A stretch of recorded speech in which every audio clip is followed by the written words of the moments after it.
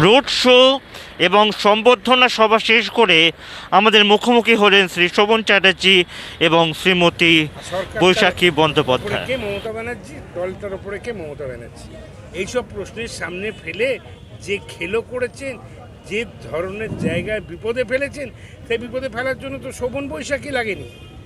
শোভন বৈশাখী পরিষ্কার করে একটা উদাহরণ এক্সাম্পল আমি কোনো জায়গায় স্থাপন করিনি, আগামী দিনেও করব না। ব্যাপারটাকে শুধু একটা জেন্ডার ডিভিশনের জন্য আপনি দেখাবার চেষ্টা করছেন। বৈশাখী বন্দ্যোপাধ্যায় ওয়েব কুপা করত, ওয়েব কুপার থেকে তাড়ালেন কেন? তার কি অপরাধ যে শোভন চ্যাটার্জি একটা জায়গায় আইনি সাহায্য নিচ্ছেন সেটা মুখ্যমন্ত্রীকে জানিয়ে করতেন? বৈশাখী বন্দ্যোপাধ্যায় চাকরিতে উসকো উখাড়কে ফেক দো, এটা সাজে কোনো রাজ্যের মন্ত্রী, কোনো কলকাতা পৌরসভায়?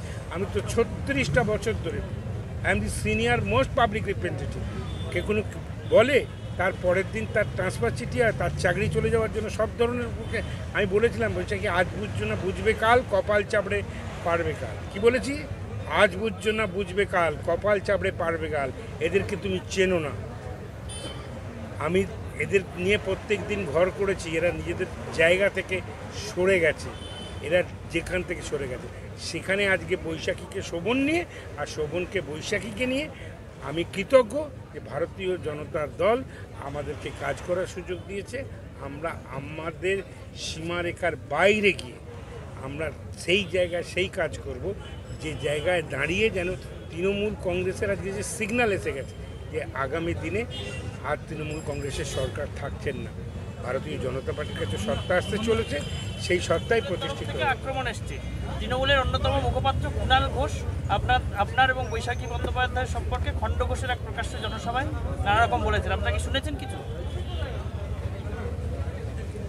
আপনারা যা যা শুনেছেন বলুন, টেলওয়ে এই বিষয়টা কি একটু পরিষ্কার করে খোলসা করে বলুন না, যে রোজ ভ্যালির কাকে টাইম দেওয়া হয়েছে আর সারদার লোককে টাইম দেওয়া হয়নি, আমার মানিজ্য চলে যাচ্ছে, ইমিডিয়েটলি একটু দেখা করতে হবে ওনাকে। সেই মিটিংয়ে কি হয়েছিল সেটা আগে বলুন না, তাতে বাংলার মানুষ উপকার হয়। লক্ষ লক্ষ মানুষ তিনি গ্রেপ্তার হয়েছিলেন, বারবার কোর্টে প্রডিউস করলে যেসব কথাগুলো বলতেন সেই কথাগুলো একবার মনে করে তো মানুষ অতীতকে মনে করে বর্তমানকে সাথে নিয়ে ভবিষ্যতে পথে চলে। শোভন বৈশাখী ভাববার উনি আজকে আপনার নাম না করে বলছেন, প্রায় নাম করেছেন যে বিজেপি সতী নারীদের ঘর ভাঙছে আর অসতী নারীদের পুজো করছে, নেত্রী বানাচ্ছেন।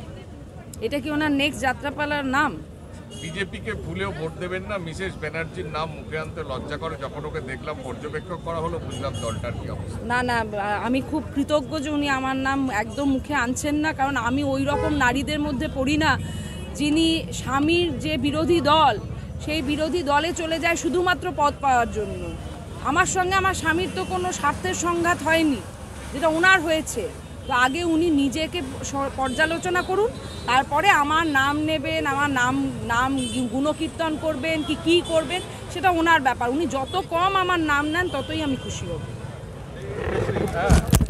আমি বলি যেটা ন্যাকামি হচ্ছে কিনা জানি না, কিন্তু ববি হাকিম এইটা কথাটা বলে অনেক বোকামি করলেন, সেটা কিন্তু বটে।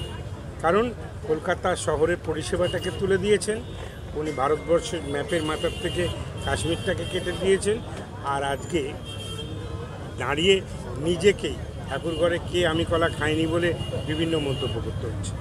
ন্যাচারালি আমি বলি যে এই রেস্টুরেন্ট হয়ে শুধুমাত্র সংবাদপত্রে বুম দেখলেই ছুটে গিয়ে ঝাঁপিয়ে গিয়ে মন্তব্য করতে কি বলতে কি সেটা কাক না কাকুর সেটা বোঝার ক্ষমতা না হয়ে শুধু মন্তব্য করাটাই এখন ববি হাকিমের ওষুধ দেওয়ার মতো। যে ঘরে ঢুকেছে ভাবছে হাকিম, সে ওষুধ নিতে এসেছে, সে ওষুধ না নিয়ে এসে অন্য কিছু তাদের মলম সেল করবার মতন ব্যাপার হয়ে গেছে। আজকে অহেতু প্রত্যেকের মতন করে শুধুমাত্র ভাবছি যে আমি যেভাবে বলবো সেভাবেই মানুষ বিশ্বাস করে, মানুষ সেইভাবে তৈরি নয়। মানুষ নির্দিষ্ট করে বুঝতে পারছে অপোজিশনকে যেভাবে টর্চার করা হচ্ছে, অপোজিশনের মিটিং মিছিলে যেভাবে বাধা দেওয়া হচ্ছে, অপোজিশনের যে রাইট সেই রাইটটা তো উনি এনজয় করে জীবন দিতে পারছেন। আর আজও বলছি যে ব্যক্তি মমতা বন্দ্যোপাধ্যায়কে যে সমস্ত লোক যেভাবে ব্যবহার করে মমতা ব্যানার্জিকে পাঁকে ডুবিয়ে দিয়েছেন, সেখানে কোনো দড়ি ফেলে বা সেই কুয়ার থেকে অন্য কিছু ফেলে টেনে তোলবার মতো নয়। ওই লোকগুলো যদি দড়ি ছেড়ে পালিয়ে যায় তারপরে বাংলার মানুষ ভাববে, নইলে এই লোকগুলো যথেষ্ট তৃণমূলকে শেষ করার জন্য, ভারতীয় জনতা পার্টিকে শেষ করতে হবে। আপনারা দেখলেন সারাদিন বাংলার এক্সক্লুসিভ কভারেজ, কৌস্তব শাহর সাথে প্রীতম মুখার্জির রিপোর্ট, সারাদিন বাংলা টিভি, কলকাতা।